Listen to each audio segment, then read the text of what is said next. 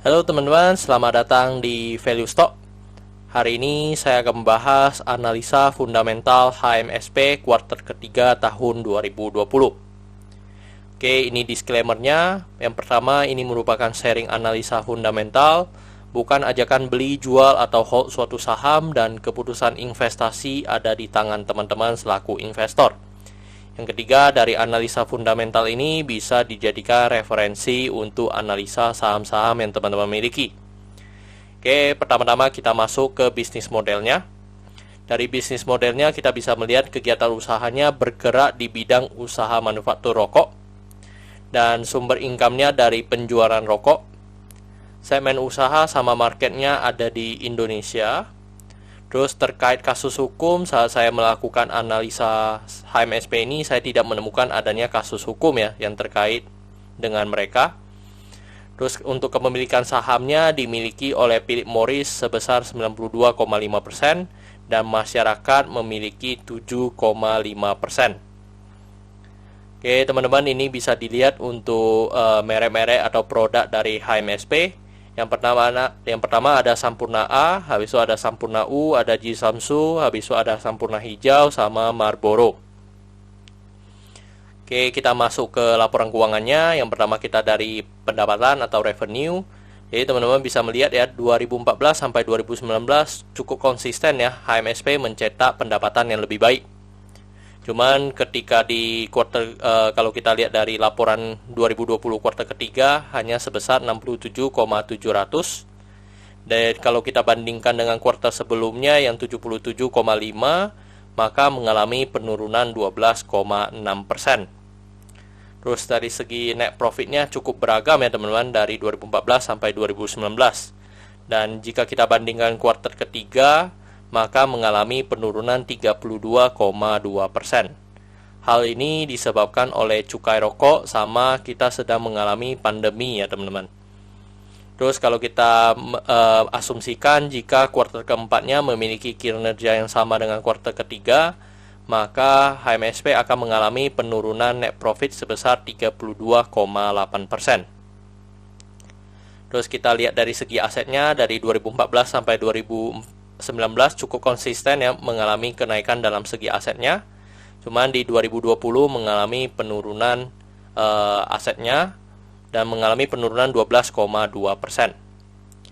Untuk dari segi hutangnya di 2014 memiliki hutang yang cukup tinggi dan dari 2015 sampai 2019 mengalami penurunan dan cukup konsisten juga ya mengalami kenaikan juga. Dan di 2020 ini malahan lebih naik lagi dan kenaikannya sebesar 5,1%. Dari segi modalnya, dari 2014 modalnya hanya 13 juta, habis itu sampai dengan 2019 cukup konsisten ya selalu mengalami kenaikan. Tapi pada tahun 2020 ini kuartal ketiga mengalami penurunan ya teman-teman. Dan penurunannya sebesar 19,8%. Oke teman-teman, ini merupakan summary laporan keuangan dari tahun 2014 sampai dengan 2020.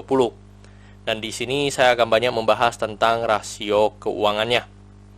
Yang pertama adalah dari net profit margin. Jadi teman-teman bisa melihat net profit margin dari HMSP ini cukup konsisten ya, selalu di angka 12% ya.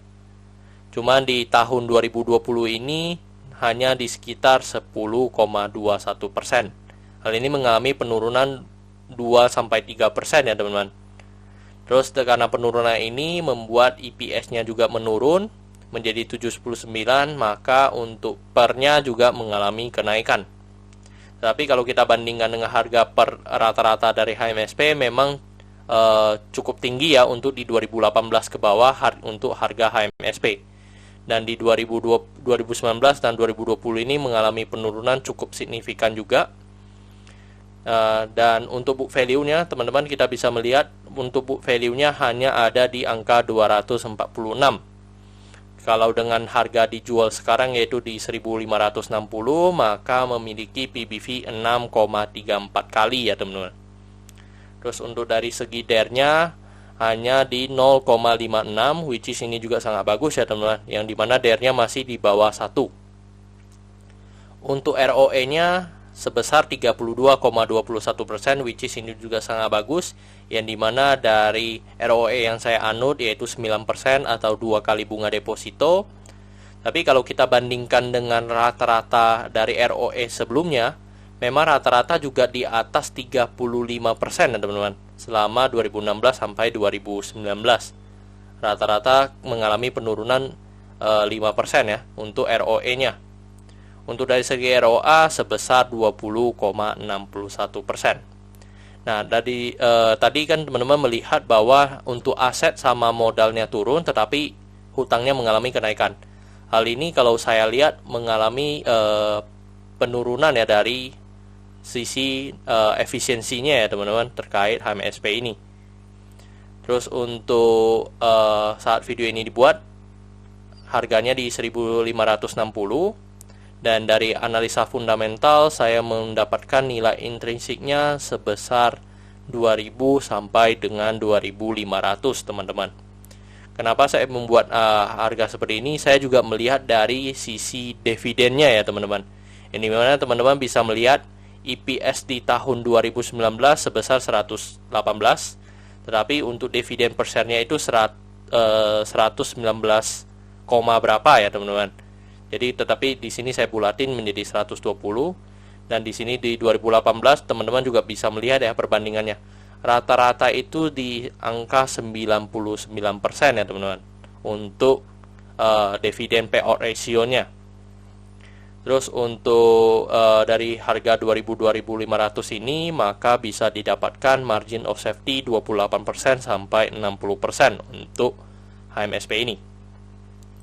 Oke teman-teman, ini kesimpulannya. Yang pertama dari produk dan jasa, teman-teman sudah melihat untuk merek-merek dagangnya, dan untuk perusahaan ini saya rasa masih mampu bertahan 5-10 tahun ke depan ya teman-teman untuk HMSP.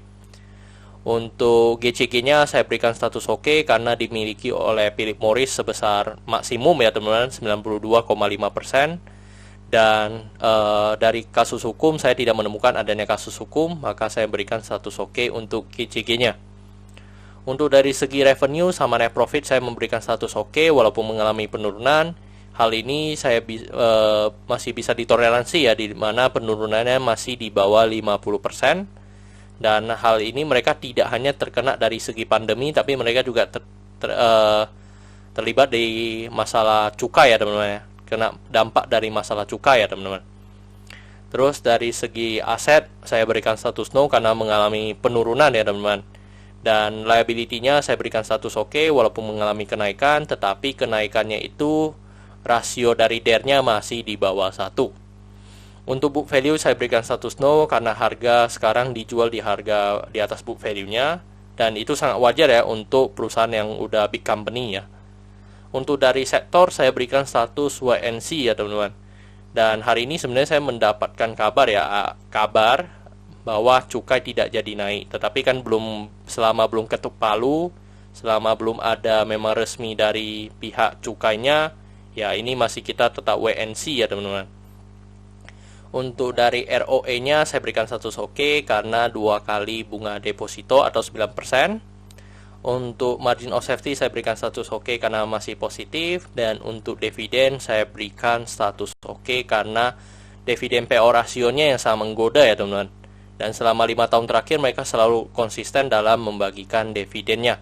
Dan dividen PO rasionya aja pun hampir 100% dari EPS-nya mereka. Oke teman-teman, ini kesimpulannya untuk saham HMSP yaitu 9/11. Dan pertanyaannya adalah apakah saya akan membeli saham HMSP ini? Jawabannya saya beli ya teman-teman untuk saham HMSP ini. Dan ini saya invest benar-benar untuk long term ya, yang dimana karena saya sangat tertarik dengan dividen PO rasionya mereka. Yang kedua, ini memang udah jadi big company, dan kalau misalnya ada info cukai yang tidak jadi naik ya itu akan aku rasa sangat bagus ya untuk dari segi HMSP ini. Oke teman-teman, saya rasa cukup untuk video kali ini. Jangan lupa untuk like dan subscribe. Jangan lupa juga untuk follow saya di Instagram saya di royken13. See you in the next video. Bye bye.